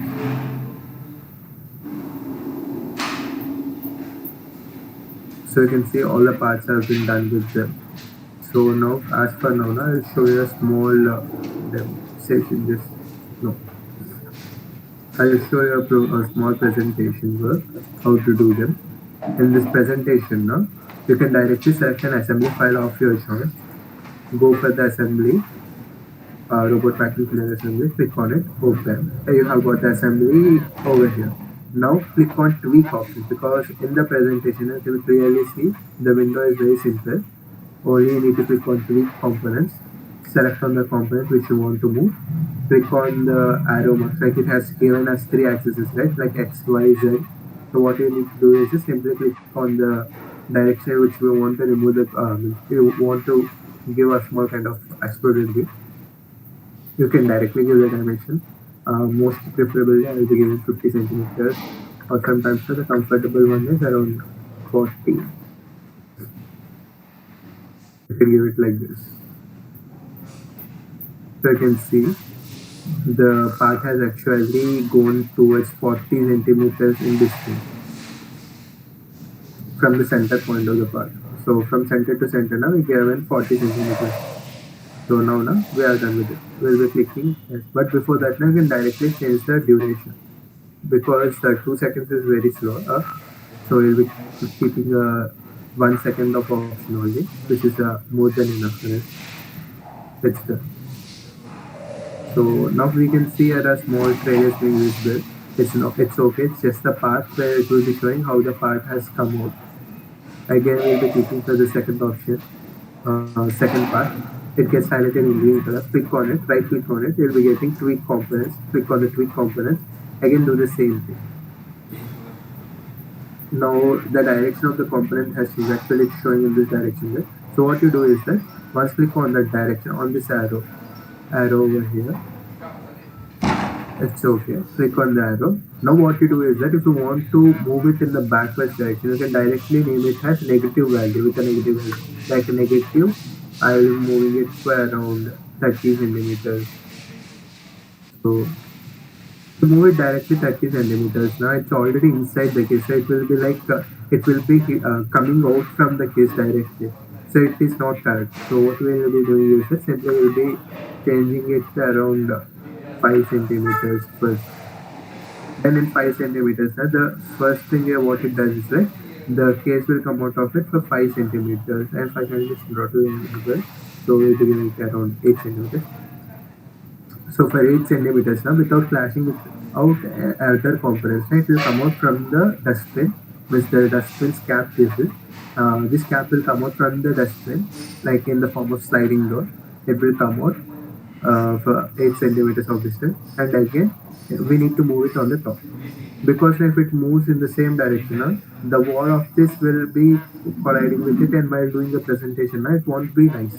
So that's the reason now we'll be changing the value as, for the top we'll be changing it as 10 centimeters. Now it has moved again in 10 centimeters. Again, if you want to move it from move it in the backward in the same direction, so you need to again give it as minus 10. So the view has been done over here. You have done this. So done. It's okay. So we have done with this. So this is just a basic. You can do that for the other parts also. As I showed earlier in the video, I have done in the same manner. And now once we have got these trails once you click this you can see over here how the parts are moving. So this is a presentation. Once you do this the same in your PowerPoint presentations, or whenever you give it to the people, they will be getting an idea how your robot vacuum cleaner is working, and also they will be getting which part is at which place and how easy it is to assemble them and disassemble them. And in this manner, people will get interested in your project or get interested in your product. It is the same thing which goes on for the bigger companies also, because in the bigger companies they will be hiring good graphic designers. At the same time, they will be having different softwares. Rather than Autodesk Inventor, for basic modeling, they will be using softwares which also use ray tracing facilities, and also they will be having the right hardware and everything. Due to that, they can actually render the image and totally make it like it looks very real for an eye. And once you do a small Photoshop at the background, it will be directly visible like the product is already made. So you can do that, but we will be doing that in the further sessions, in the further workshops we may do that. But now I'm just going to show you the basics only. So now what I'm going to do is just simply I'm going to hide all trails, because these trails are visible while for the video. Just click on hide all trails, and now what you do is that simply there are two options there. Like you can go in the forward direction, which is simply showing this thing, or else you can go in the reverse direction. So in the reverse direction, what happens is that the parts go in the reverse format. They are already in the exploded view. From the exploded view, they come into a converged view. So mostly depends on your choice. Like if you want to show it from an exploded view to a converged view or a converged view to an exploded view. Mostly I prefer converged view to an exploded view because it actually gives people an idea how the part is being written. But the reverse view, which we call as the converged view, for converged views, no, it is much better for some parts. Like there will be conditions of reverse engineering. For doing reverse engineering, no, it is much better to use the reverse format. But while presenting, it's much better to go for the exploded views. So this is the kind of exploded views which we have done, and I think you guys can do it on your own. So now I'm going to convert it into a video because that's the important part, right? So you'll be going for these things have been done. Here the option is there, publish. You'll directly click on the video over here, publish to video. Directly click on it. There will be options like current storyboard. Yeah, because we have only one storyboard and only we require this storyboard, right? We'll be clicking as current storyboard. You can rename it on your own, it's okay. Otherwise, also, no, there is an option called as reverse. Reverse is actually for the video to play reverse. Means the point is that now I right now showed you from exploded view, it has come into a converged view. If you want to do that in the video, right, you click over it as reverse. And I don't require it. So I just wanted it from the converged view to an exploded view. That's the reason I'm not clicking reverse over here. I'll be moving to the video resolution. For the video resolution, it asks as current document window size. So actually now I want a high resolution video. That's the reason I'll be moving it as 720 pixels video. It's much better actually. So I'll be clicking on it. It will be asking for the file location at the bottom. You can put on whatever file location you want, and actually I've already placed it onto my desktop, so I don't require to browse it again. But in the file format, it will be asking for file format. File format, generally I actually use AVI. Click on AVI. So there is also called as a file name.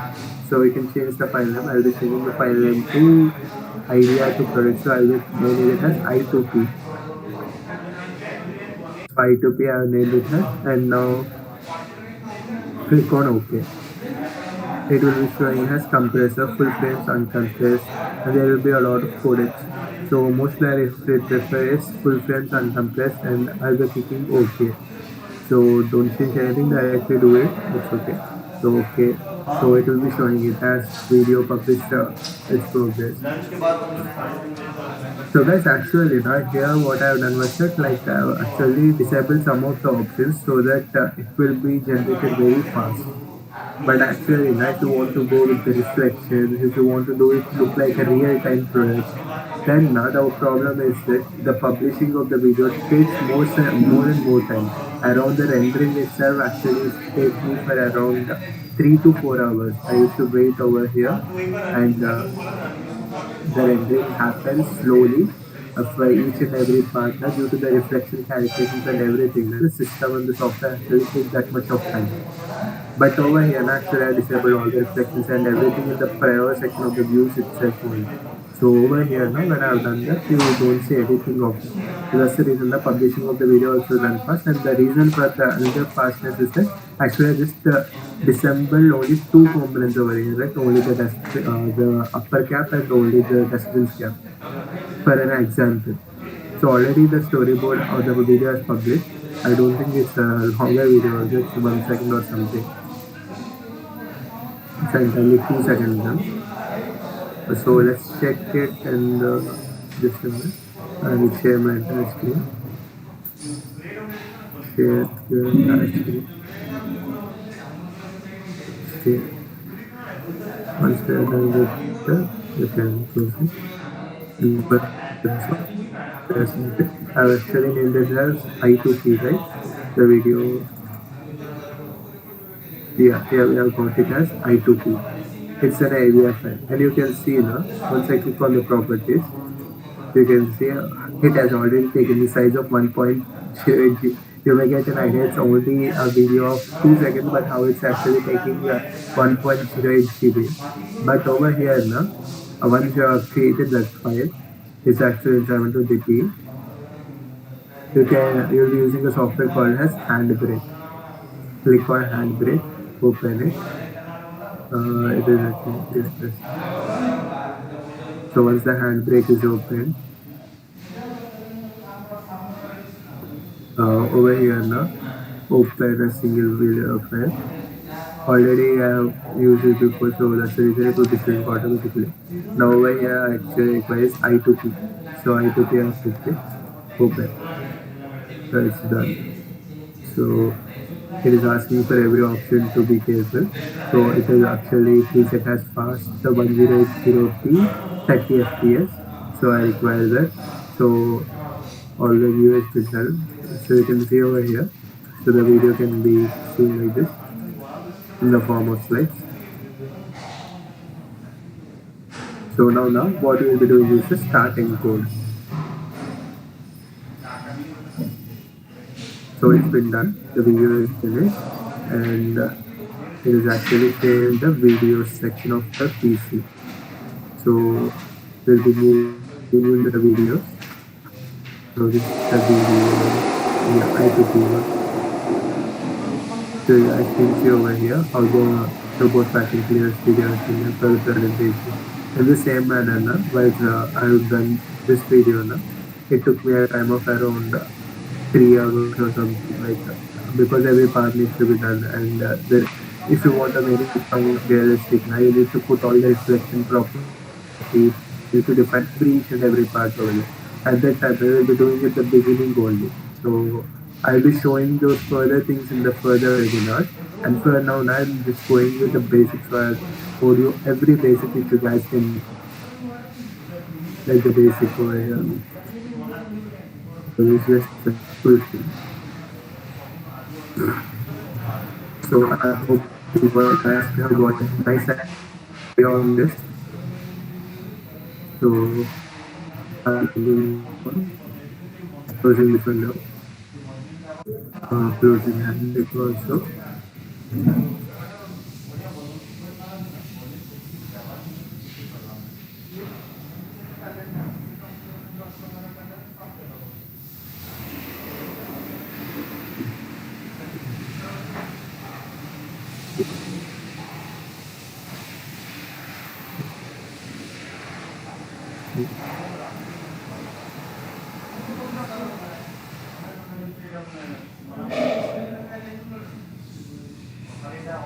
So guys, over here we have completed the session and present.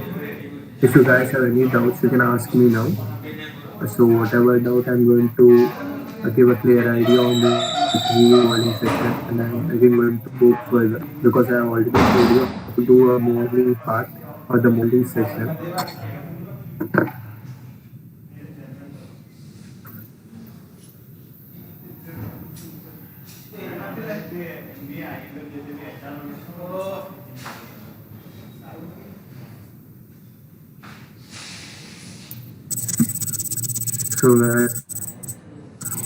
So already I told you how to model a part, and also I told you how to go with the design over here.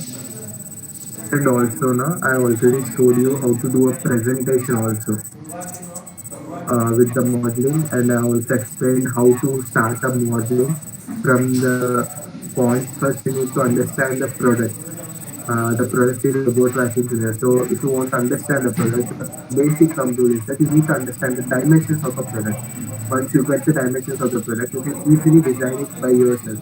There will be conditions like you won't get, for example, if I'm a designer, since I am a designer and also I've been working as a research engineer, I found out that if you want to design some new parts, there's something we are just go with a new design or a new part.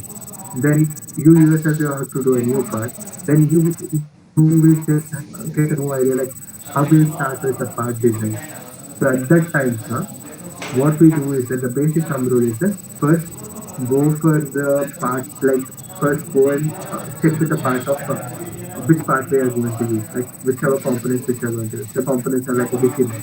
So if it's a DC motor, so what are the dimensions of a DC motor? Once we go with the dimensions of a DC motor, then we can move on to the dimensions for the other components which are used. For example, in the robot vacuum here, what I've done. Actually, I don't have a structure or the structural design of it. So what I've done first, I actually went through the dimensions of each and every part. Once I went through the dimension of each and every part, then I've designed each and every part over there first, and accordingly the plastic has been designed. And after that, no, you can see most of the times like you can create a screw joint. And you can basically put it screws and then you can basically tighten it. But actually given a simple sliding lid. Actually, no, why I have given a sliding lid is that simple sliding lids actually have option like you can directly remove them. Since it's a normal prototyping project, you can directly remove them, you can disassemble the components, and it's also easy to do so. But if you like screw components, it becomes somewhat further. You need to create somewhat stands, which may sometimes, no, while prototyping, you get problems like you may get that clashes with other parts, like the dimensions for other parts need to change them, like two or so. It happens as well. But if it's a complete product, when it comes to the complete product, now you need to go with the product standards. So how the product standards are like, you need to be careful with the screw dimension. Like 3 mm of screw is directly what we call an M3 screw. It's directly used for most of the robotic components, and it's widely available in the market also. But it's not totally available in the local market.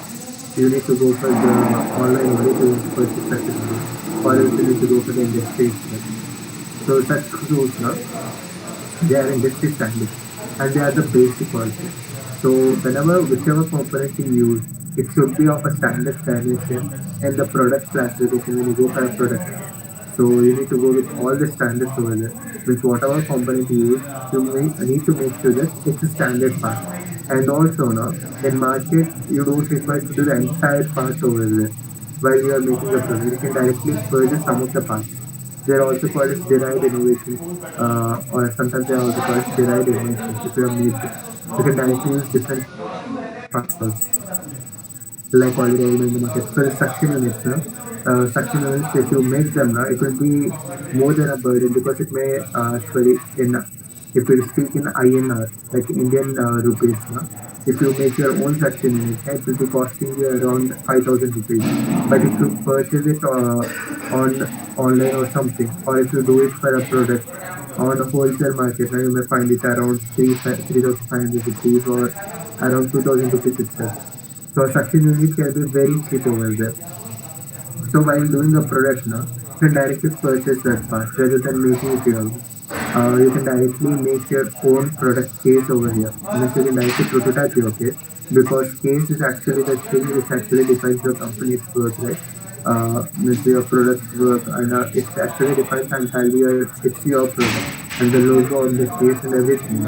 But internal parts, like the internal sensors and everything, they will be readily available in the market. You will be directly purchasing them because already once things are that are readily available in the market, they are already up to the standards of the market. So if you purchase them and if you attach them now, it will be actually reducing your risk for product standards. You will be compiling with the product standards naturally. And that is one of the key concepts by launching a product now.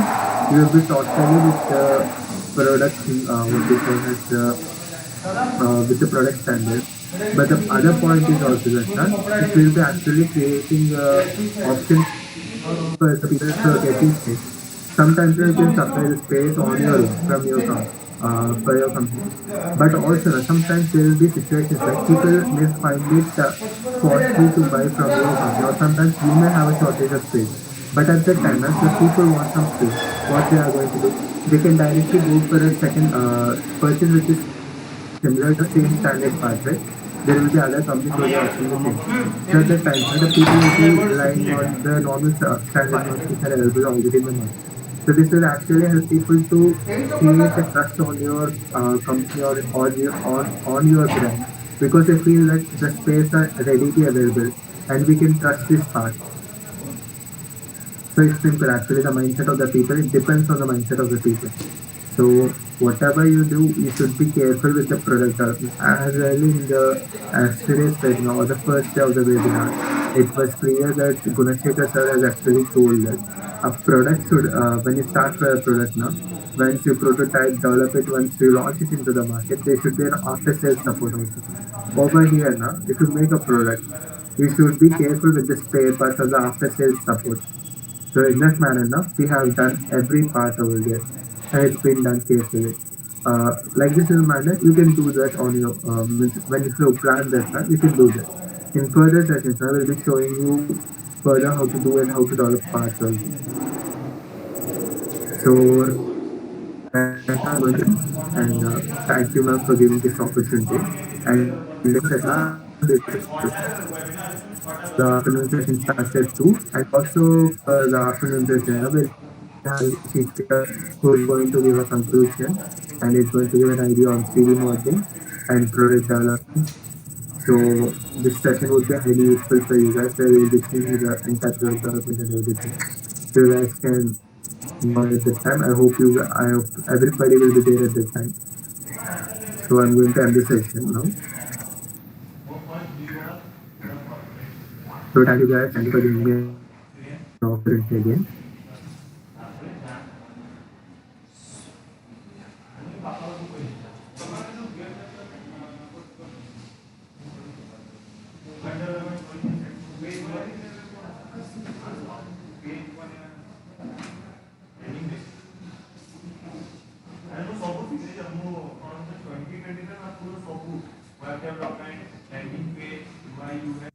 Guys, but if you have any doubts, you can ask me now. You can message me any chat session for any.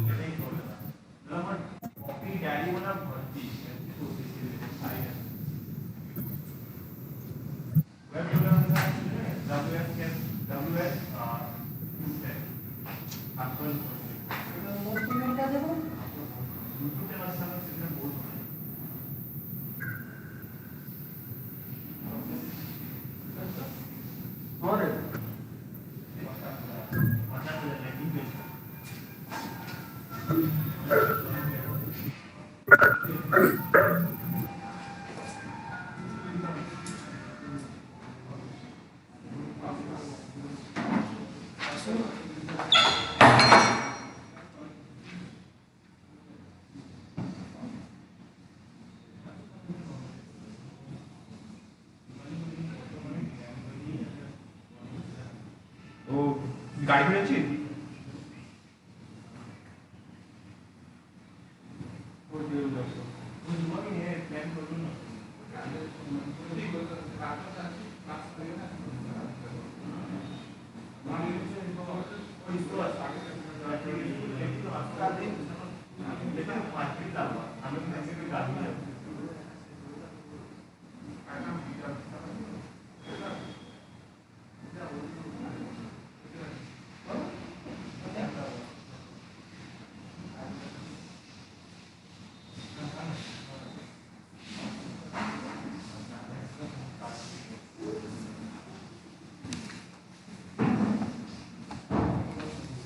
ज्योति ओए ज्योति ओए लेके जा